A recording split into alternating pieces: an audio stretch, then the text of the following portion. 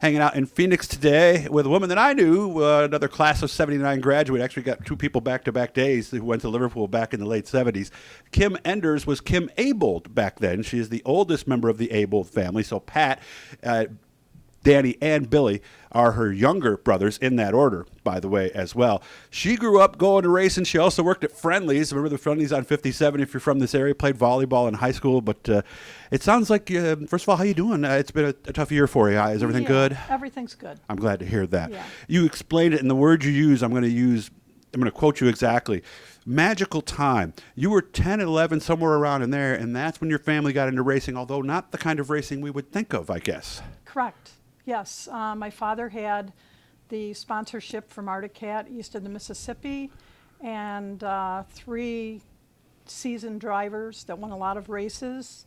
We did a tremendous amount of traveling and did it as a family, and it was a great time. I've told some of you off the mic, but I just told Kim this earlier. I had a huge crush on her in middle school, by the way. I think we were in the same homeroom, if I'm not mistaken. Yes. I don't think Kim remembered because I was about as invisible as could be. Not true. Not Oh, true. really? No, when we ran into each other at the races the first time, I You remember absolutely that knew who you awkward were. guy that was around back then. So, and I didn't know this, but the snowmobiles. Well, I don't know. Do you want to tell the story exactly the way you told it to me at Rolling Wheels? What you had to bring to make sure you went? Yeah. Well, my parents were funny. Back then, Pat and I would like to go to the races on Thursday nights at Rolling Wheels, and my dad said, "Hey, if you can get in, go for it." So Okay. we brought a little army blanket, which was wool, and threw it over the barbed wired fence, and we'd climb over the fence to get into the races. So this was before anyone of the Abel family was actually racing snowmobiles. That's correct. We had drivers, but both Pat and I were really passionate about the races, always. And you rode snowmobiles obviously at that time because where you lived, you couldn't exactly just ride them around our neighborhood. My father's business, he had a lot of acreage at the business, and Pat and I, again, mainly Pat and I, would go over and just ride and ride and ride and ride and ride. Did you want to race snowmobiles yourself? Yeah, they had a powder puff class. Oh. And I wanted to race in it, and my mother said no. Girls don't race. Was Dad on board? Dad probably would have went either way. Okay, so whatever your mom said was probably the side pretty much. he was going to go on. I mean, I'm thinking back to that time period, the early and mid 70s. Really, outside of Janet Guthrie and Shirley Muldowney, were there any other female racers? Not really. Yeah, I racked my brain last night after we talked trying to think about it, and those are the only two that I could come up with. When did you guys go to cars? Late 80s. Oh, she was in snowmobiles a while.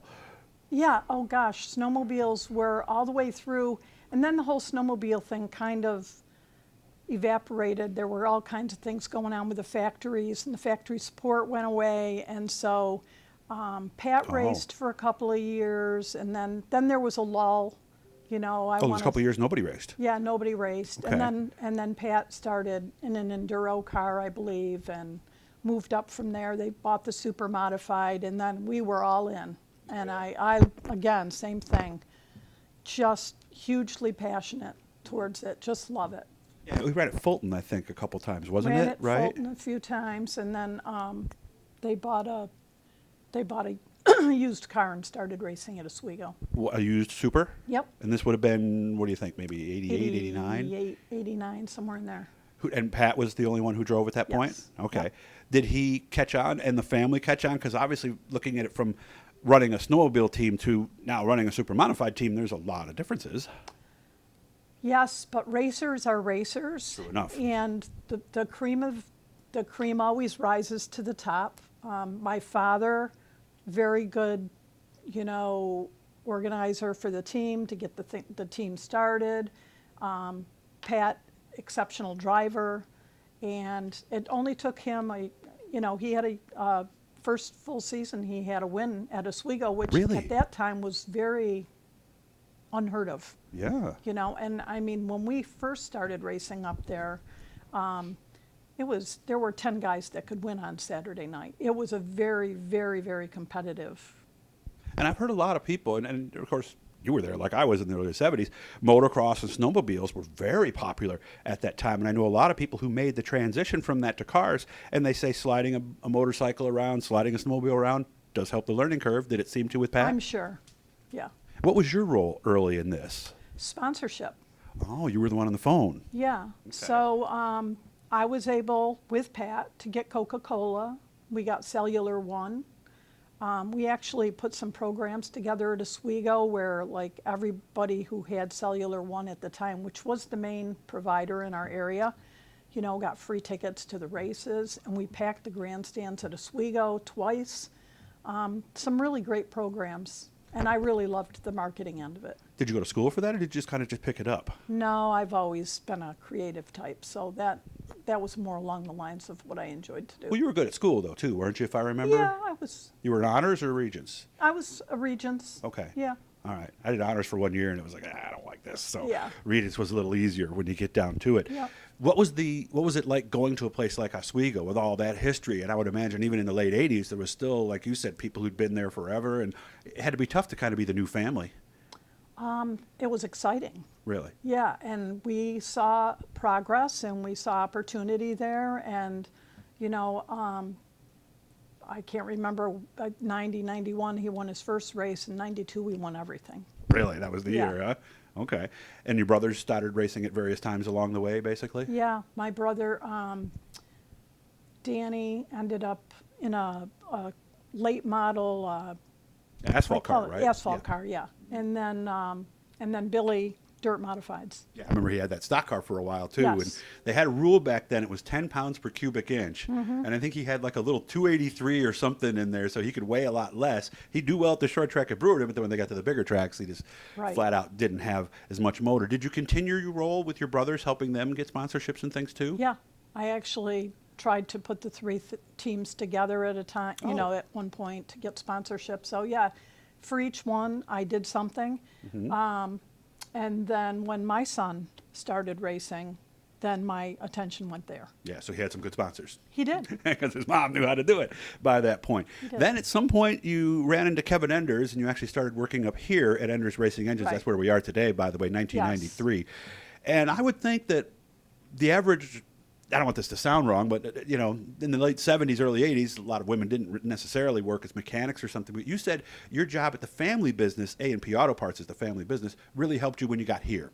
Yes, because I was so well versed in auto parts. So from a purchasing standpoint, I knew how to buy, and the parts weren't foreign to me. So it was just learning, you know, learning a new gig. Answering different questions, but a similar role, Right. almost. Yes. Is that what you did at A&P primarily? You I did a lot you of tracked it. the parts down or dealt directly with the I customers? did a lot of purchasing. We also sold new parts there, so I didn't know that. you know, yep. Okay.